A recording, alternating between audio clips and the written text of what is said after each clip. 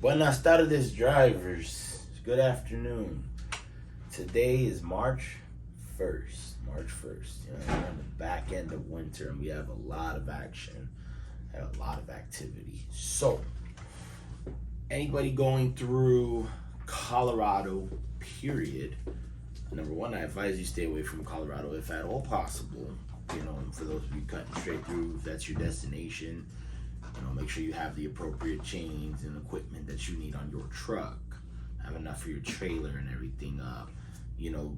Utah is a mess too. There's no clean route to Salt Lake City right now. I mean, there's just none. 25 is jacked up. 15's jacked up. I know there's reports of road closures on 80 in Reno. There's reports of high wind in Wyoming. So really, just pay attention to the weather, because it's changing by the minute. I can tell you what I see right now. Anybody going up towards Minnesota, maybe the St. Paul hub, be careful over there. There's a winter storm advisory there. Syracuse is getting snow dumped on it as well. It's pretty patchy in the areas of California. Within the next 24 hours, I believe Portland is expected to have some snow. But, just make sure you plan your trip well and pay attention. Because, at this point, there is no clean route, on any of this. Everything west of Kansas is a mess right now. I think the only thing that looks somewhat clear is I-90, but that can change from one moment to the next. Just be careful out there, be safe. If you have any questions, feel free to contact me or reach out to me and I will help guide you. You're starting a trip somewhere and you'd like some guidance, or you like me to help you reroute somewhere. I'd much rather help you get rerouted than have you stuck, due to a road closure, if I can help you, right? So, a couple things I want to talk about. Number one,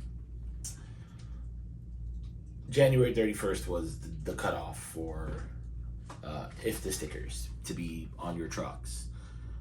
When you pre-trip your vehicle, part of your pre-trip is making sure you have the proper permits, making sure you have your cab cards, your insurance cards, your New York HUT. For those of you that go through New York, everybody should have one. Amongst other things, you need to go through your binder. You need to make sure that all of those are there. Your annual inspection is there. And we need to be looking for these on the door or the right on the outside of the cab of the truck. You should have an IFTA sticker on either side of the truck. You should have your annual inspection stuck to the side of your truck somewhere, either right, left, preferably on the right side, because that's, the side that, the dominant side of the truck. All other things, the making sure you have your OmniTrack sticker there, your instructions in the binder, making sure you can send this information over to a DOT officer upon request. They're stopping people and they're checking you guys out. We've had reports of drivers having their clocks pulled, making sure the proper permits. A lot of you did great. Some of you, we can do better. You know who you are. This is the driver's responsibility. It is the driver's responsibility to report that. You shouldn't move the truck if it's not roadworthy. Report that to us immediately. You let us know what the truck needs before that truck can go on the road. Because the minute you drive it off my lot and you're indicating, because everybody's supposed to do a pre-trip, you're indicating that truck is roadworthy, and you're assuming responsibility for that vehicle. So at that point, you're responsible for any roadside inspection that takes place after that. Because now the DOT man's gonna check you, right? Number two, everybody's gonna be receiving a DocuSign here. It is due by Friday midnight. Review it. There's a lot of great information here about detention pay. Some of this is stuff that we already know. For example, breakdowns. That you're supposed to call the office, let them know. So that way we get you help. There's a reason that we have a 24/7 office for somebody available to help you at all times, right? So this is just a review of all of those things, and there is going to be some changes to how we report those things. It's the only difference. If you want to go through and make sure that you understand the way that works, it would be very wise of you, so that there's no surprises later. When you get to a hub, you're supposed to contact the office within 3 to 4 hours of not having received a run, and a manager should be involved by the 5th or 6th hour. Okay, what we're not trying to do is, sit around and believe that there's nothing that anybody can do about it. Just sitting there. Don't get me wrong. Sometimes there is nothing that we can do, but it's better to let us make that call. You know what I mean? Because if you give me a chance to look for a load for you, I might be able to find it. And a lot of times I'll find it more times than not, right? So there's a lot of information here. Go over it. Check it out. This is going to be due on DocuSign, and this will go into effect March 4th. So beginning of the next payroll week. March 4th is going to mark day one of everybody. They're going to be receiving a form like this, and I'll also leave an example of this in the DocuSign. This is going to be a form that we will now be required to fill out, in order to get credit for your detention pay. Okay. You're going to include, you only need one per team, be your name, your co-driver's name, the truck number that you're on, the date or the dates of the layover that occurred, okay, the hub where it occurred, the time where you arrived, okay, who is the office person you spoke to, by the 4th hour, right? This is required in order to get credit for this. You need to have made contact by that 4th hour of not having received a run, right? For those of you that were overnight in the station, you should definitely be more on them through the early hours of the morning, because that is when you're more likely to get that run. All right. Don't just sit there and just let them, overlook you, right? I'm not saying they do it on purpose, but it happens. So, you'll put the time of departure and the presumed amount of time waiting there, right? Now, this is just for layover. You'll have a separate one for breakdown. Simply, you're going to put the location of the breakdown, the hub where your trip origined to where it's going, the time of the breakdown, the time of departure, and the total time delayed on your trip, okay? And then you have adverse weather and road closures, right? There'll be some of those probably today, right? But you won't need to fill those out today, because this will go into effect next week. So this is going to be same thing. Obviously when it comes to breakdowns and office, you want to be contacting us ASAP. There's no waiting period for that. You want to get us involved right away, see if there's anything that we can help you with, and so this way we know to keep an eye on you for safety too. The location of the adversary or road closure, the route from hub to hub, the time that the shutdown occurred, the office person you contacted, manager that you contacted, time of departure, and the total time that was delayed. At the end, it's going to ask you, for the driver who submitted this. Doesn't mean that you both have to do it. Just one will be fine. Driver submitting this will sign, and this will be available for you on DocuSign. You can literally do this while you're on the road. If you have access to an email, very, very easy. Just ask anybody in the office for one of these at the end of your detention, so that way you can fill it out in its entirety. Preferably submit those at the end of your detention too, right?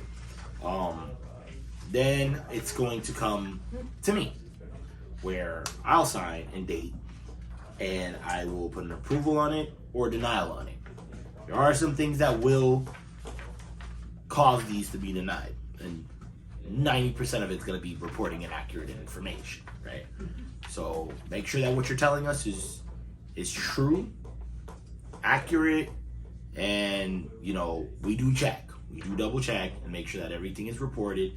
You're giving us accurate names of people you spoke with on accurate times, right? So if you tell me what time you arrived, then that means I'll know, and I'll be able to tell that you made contact by that amount of time. The manager that contacted for most over the road people, that is myself. So you can contact me after the 6th hour. We will be adding a blackout period because the 12-hour blocks, we'll gladly pay those. We have no problem paying anybody a 12-hour block, but there will be now a blackout period between 2,100 hours and 300 hours. Okay, that window of time, if you're trying to get credit for a 12-hour block, those will be blackout times. Those hours will not count when you're talking about a 12-hour layover. Yeah.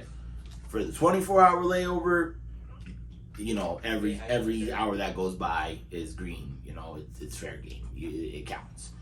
But the reason for this is we need to make sure that you're, again, allowing us to help you select more strategic loads and not runs. For example, I had a driver who arrived at a station.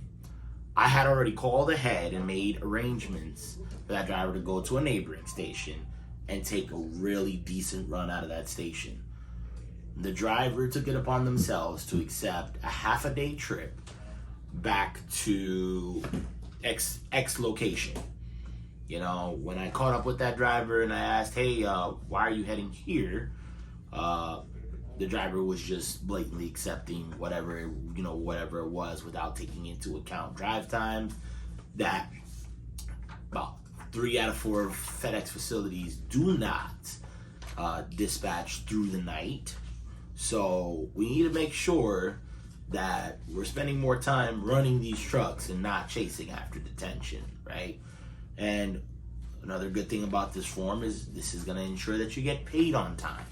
As we want everybody to get paid on time, we have a lot of instances where, you call us at X time of day, we're behind the wheel of our personal vehicles, or we're doing something where maybe we don't have something handy on us to notate this, right? Or whatever have you the case. We're pretty good at notating the majority of it, but it's not perfect. This way, if we do this and we have a clean process and a clean procedure, this will ensure that everybody gets paid on time and that all hours of layover are compensated on time by the time payroll is submitted. We really want to eliminate that. We want to do something, positive, as we do not like when you guys have to wait an extra week to receive your monies when coming to layovers and, breakdowns, weather, etc. So this is going to be a big help for all of us, for you guys, for us at the office, to make sure that drivers are getting taken care of accurately. We hope you'll understand, and if you have any questions about this, feel free to reach out to me, okay? Sorry this video drug on a little bit. Go through the form, read it, check it out. DocuSigns will be due by Friday, okay? And this will go into effect, if there's some lingering DocuSigns, we will be calling out to you, but understand that regardless, this is effective March 4th at the first minute of the hour, okay? Everybody drive safe out there. Excuse me. Drive safe out there. Call us if you need anything, and have a great day.